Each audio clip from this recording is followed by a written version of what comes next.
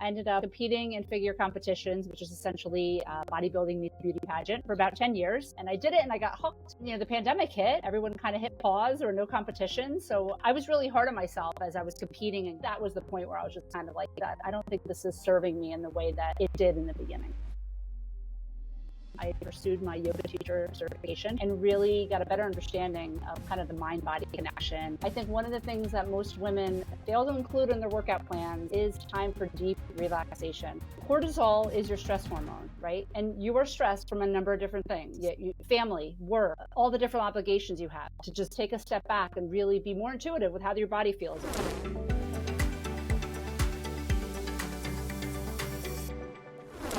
Welcome back to another episode of the Beyond the Scale podcast. I am your host, Mary Katherine, and today I have a guest with me who I actually had the great pleasure of being on her podcast recently. I have Allison Jackson, who is the founder of Allison Jackson Fitness, where she helps high-performing women prioritize their health through nutrition, movement, and mindfulness. She's a certified nutrition coach, personal trainer, yoga instructor, and a pro master figure competitor. Most recently, she obtained her sound healing certificate, which I am interested in that. So I hope we talk a little bit about that today. Her passion lies in helping others learn how to embrace wellness as a speaker for women's retreats, trade organizations, and corporate groups. In addition to offering her signature Coach Yourself Lean online course, she is also the host of the Fit to Lead podcast and author of the book Flab to Fab in 8 weeks. So welcome, Allison, to the podcast. Thank you so much for having me. I'm excited to be here. Yeah, me too. And I so enjoyed being on your podcast. And I can also share the link with all of you guys to that one too. But before I do that, let's talk a little bit about your journey into the fitness space and like how you transitioned in your life to make that your primary focus. Yeah, sure. Happy to do that. So I always struggled with my weight. I love when people look at you and they're just like, oh, you're just naturally thin. You've always been that way. No. So back in the day, I did jazzercise. I did Billy Tie Bow. I tried running. I played field hockey in high school and college. I always struggled with my weight, but I always had this bucket list item to try bodybuilding because I was always enthralled with how they transform their body through diet and exercise. So fast forward to 2012, I was like, all right, I'm married with kids. Now's the time. Let's just try it. And I did it and I got hooked. I ended up competing in figure competitions, which is essentially bodybuilding meets beauty pageant, for about 10 years. And then people started asking me, well, what are you doing to get ready for the stage? Because each year I was losing 20 to 25 pounds. So I started coaching people in 2016. So I would say my business discovered me. And through that time, it was amazing to just help people kind of reach their health and fitness goals. And then, the pandemic hit, everyone kind of hit pause or no competition. So I pursued my yoga teacher certification and really got a better understanding of kind of the mind-body connection. And self-love and self-compassion and being a good friend to yourself. And I realized that I was really hard on myself as I was competing and going through that process, that I was relentless. Like, I thought to myself, if a friend of mine ever treated me the way I treated myself, I wouldn't have been friends with them. So fast forward to 2024, through some different scenarios and situations, I have now pivoted and I am focusing full time on wellness. I've always been in corporate.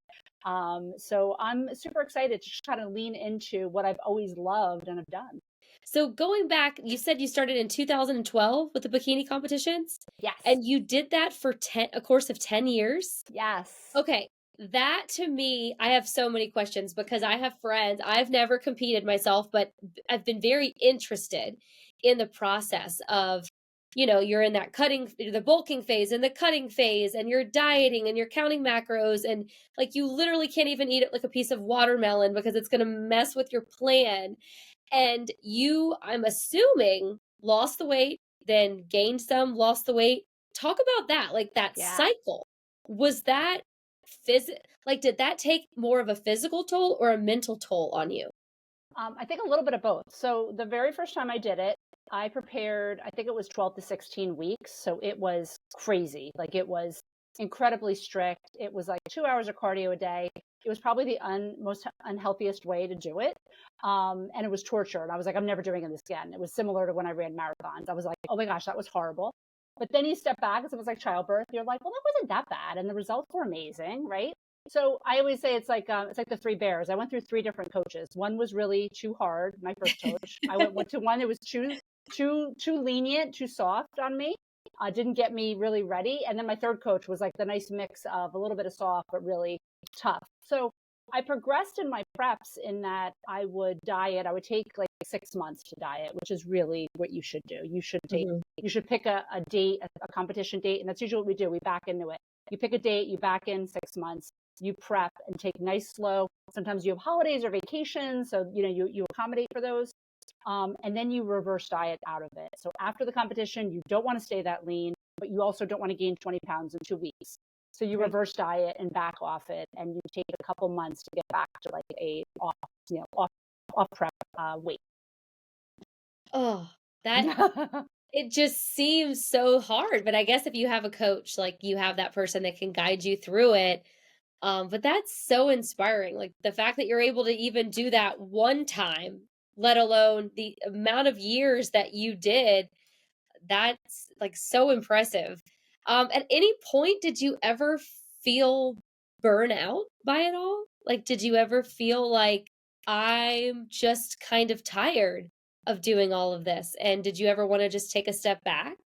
Yeah, so when I did my first show, I picked one show. And then as I, got wiser, I was like, why am I only doing one show? If I'm doing all this preparation, should do multiple shows, right? Right. You're this lean. So then I was doing multiple shows, and I hit the peak when I did like 5 shows in one season. I got my pro card from 2 different organizations. Like it was like an incredible season, and I was so psyched. And you reach that peak, and then you think, well, I'm just going to go higher. I'm going to go national. And it was about 2 years after that, to your point about burnout, I got to a point where, I'm, in that perimenopause age, and your body doesn't reply and act like it used to when you were 30.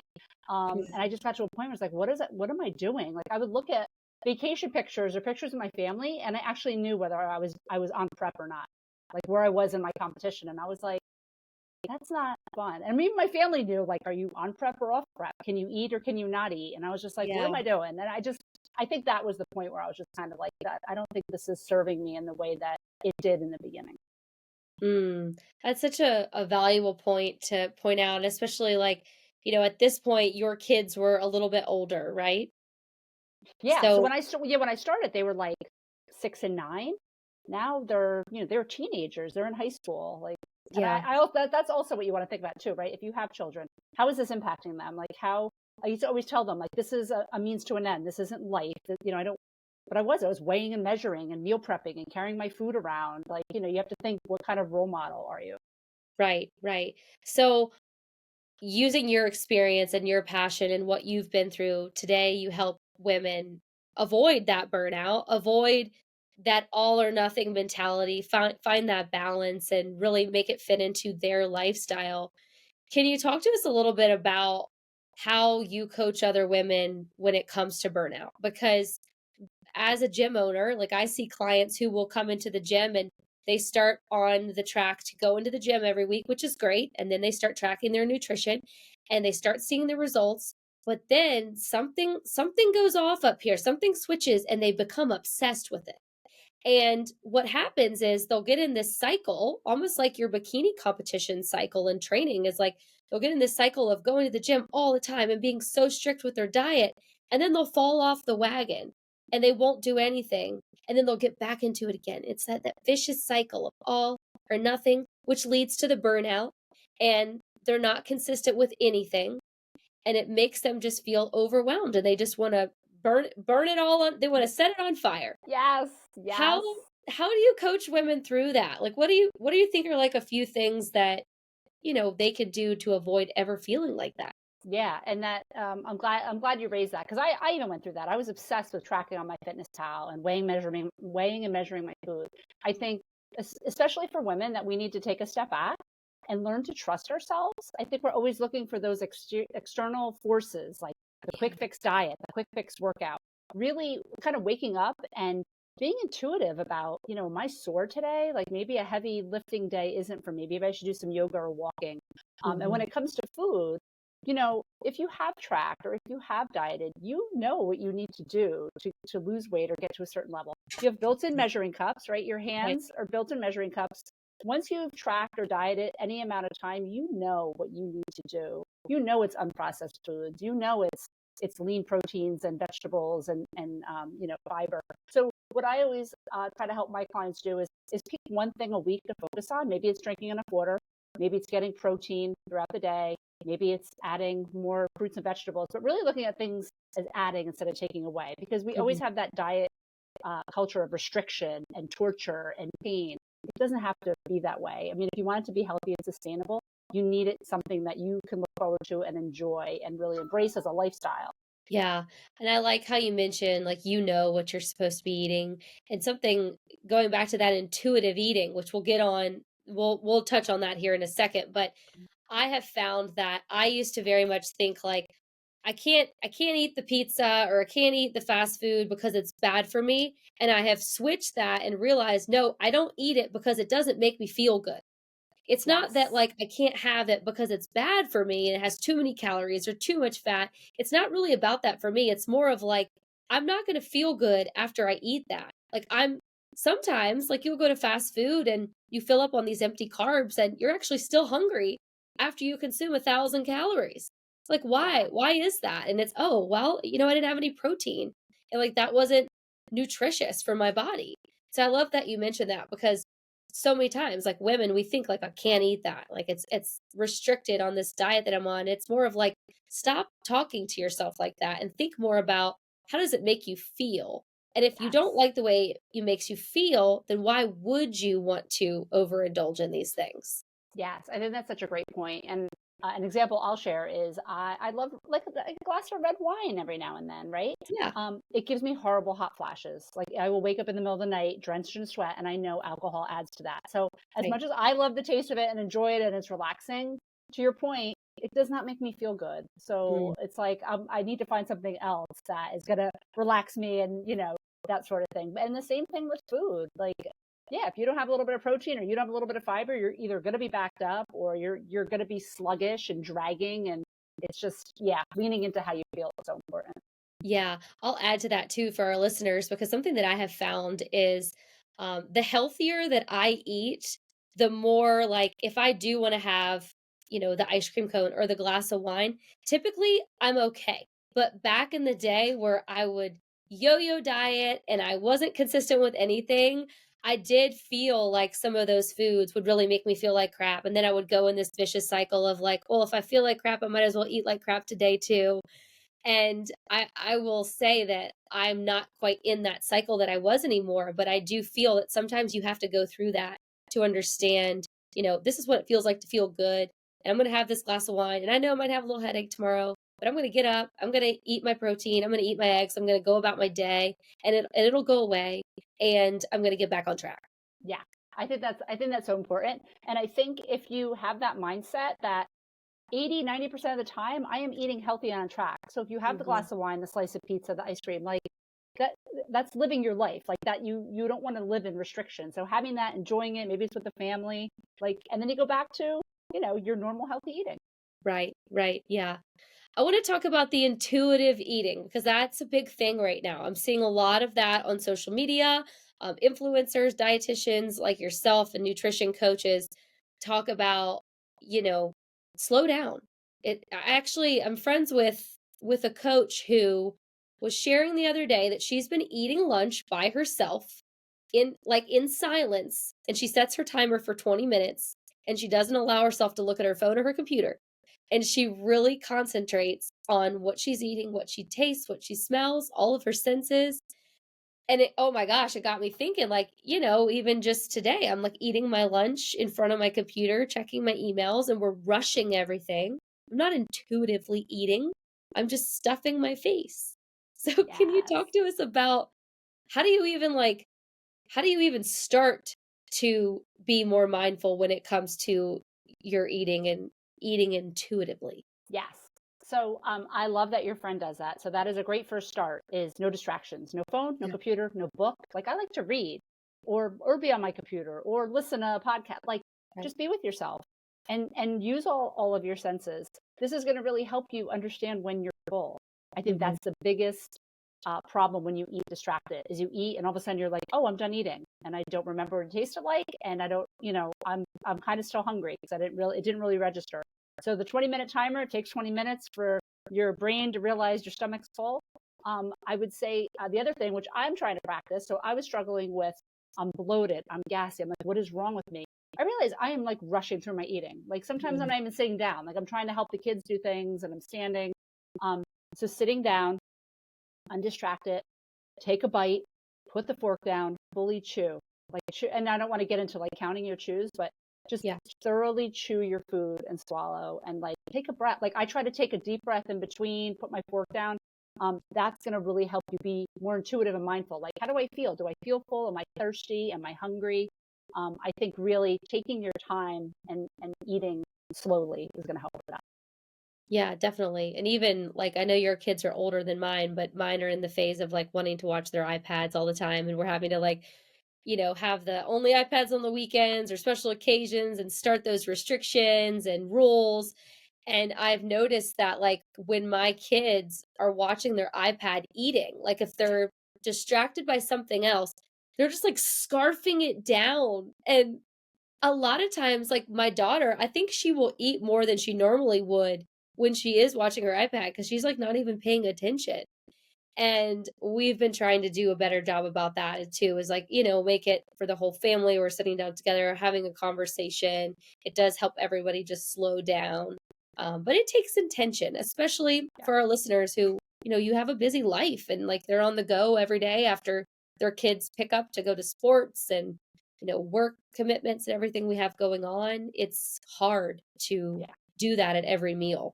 Yeah, it's definitely hard. I would agree. And when they are little, I think setting those ground rules when they're little, like no electronics when we're eating or no electronics at the table. Like my kids, I still am yelling at my 20-year-old. I'm like, okay, we're having family dinner. The no phones. Like check your Snapchat later. But it's important to set those ground rules. Yeah. Well, that's great. So talk to us a little bit about the sound healing, because that is something that I do not know anything about. So how do you integrate the principles of sound healing and meditation into your wellness routine and for like someone new to those practices? Yeah, so it's funny. I became certified last fall because I hosted my first retreat, and I was like, oh, this is something I want to be able to offer. So we are 90% water. So sound healing actually has healing frequencies that on a cellular level will help you heal. And it's like this deep relaxation and meditative sound that you listen to. So how do I incorporate it? I think one of the things that most women fail to include in their workout plans is time for deep relaxation. So we're all about working out hard and lifting heavy and doing cardio and all the things, but taking time to meditate or go to a sound healing session. So what I typically do for clients or for companies is I combine a little bit of chair yoga. So it could be virtual or in person, a little bit of chair yoga, stretching the wrists, the forearms where people are hunched over on computers, doing some deep breath work. People are very much shallow breathers, right? Like especially when you're stressed and panicked and like, I got to get this done.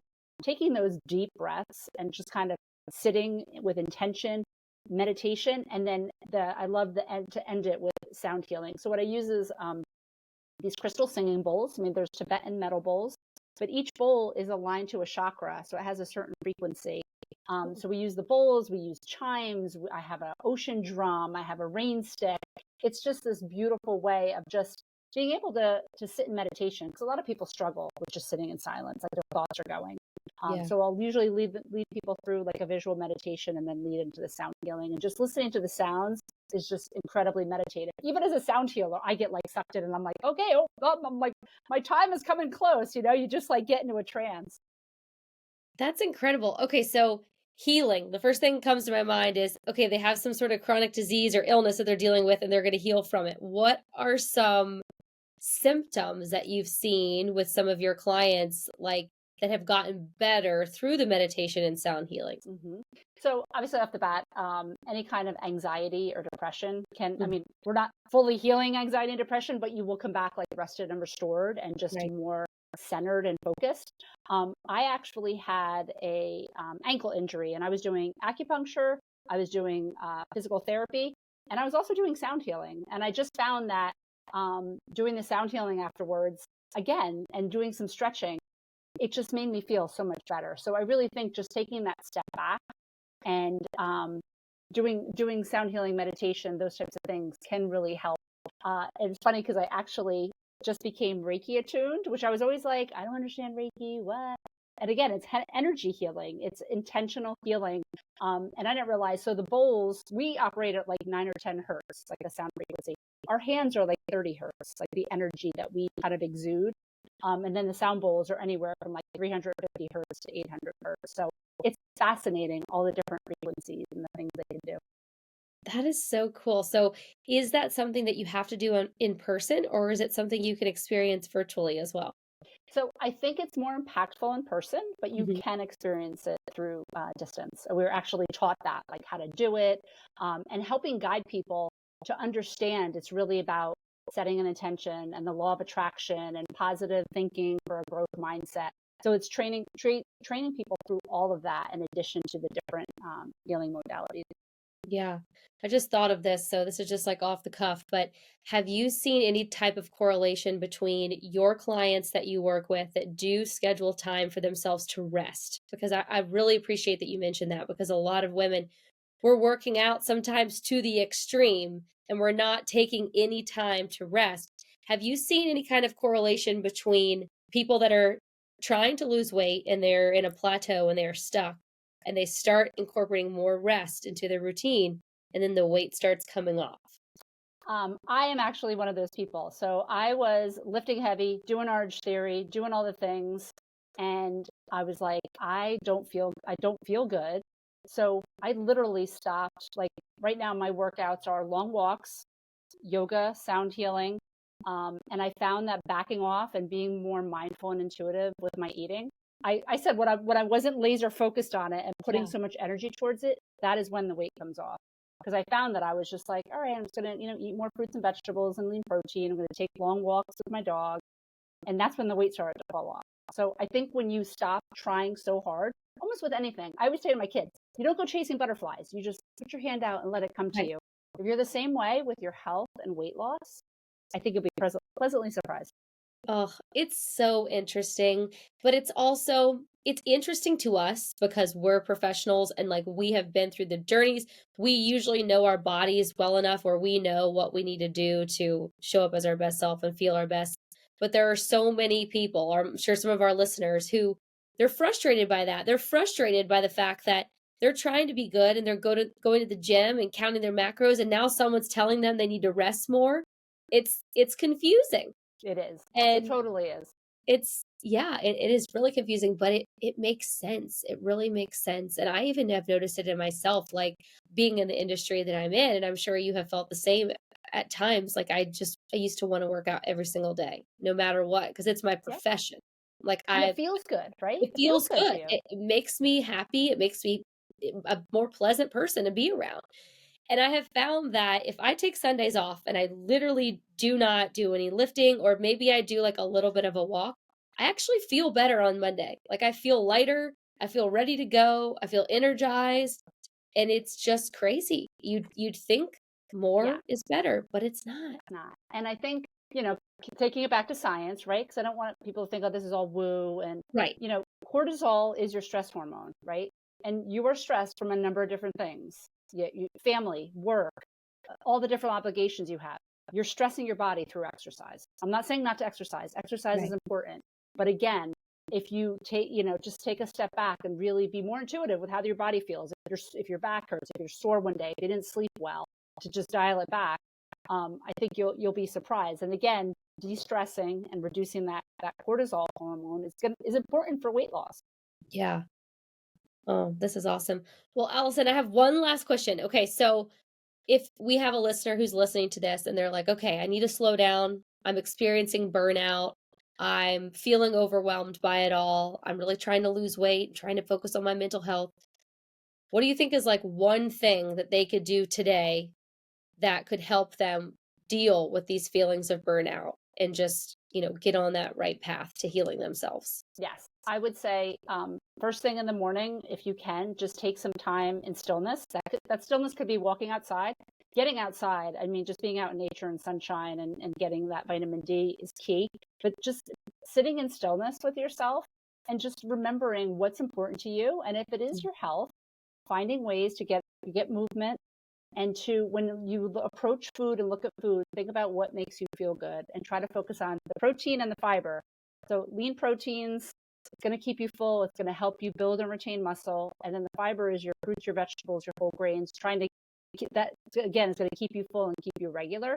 But just baby steps each week. Like, just do one thing each week. Don't feel like you have to do everything all at once, because I think that's when people get overwhelmed and burned out, is thinking, oh my gosh, and everything is coming at you, right? Because every week it's a new diet and a new workout program that's going to, make you drop 20 pounds in a week. So taking it slow, making sure it's sustainable, and trusting yourself. I love that. And I love how you mentioned in the beginning, like, your journey was like the 3 little bears. Like, I feel like that's just, it's so funny, but so applicable. And I feel like many people can relate. Like, one program was too hot and one was just not enough. And then the third one was just right. It's so true. And you know what? Have grace with yourself, and that Right. it's not one size does not fit all. We're all different human beings. So what works for one is not going to work for someone else. So again, trusting yourself and doing what works for you. Yeah, that's great. Well, Allison, where can everyone find you and learn more about all the exciting work that you're doing? Yes, so you can find me at AllisonJacksonFitness.com, and on social I'm at Allison Jackson Fitness. And lately I've been very active on LinkedIn and Instagram, so you can find me there. Awesome. Well, thank you so much for joining us. I know our listeners are going to get incredible value from this episode. And to our listeners, thank you so much. Make sure to check us out on YouTube, Apple Podcast, and Spotify, and share this episode with all of your friends. Until next time, thanks so much.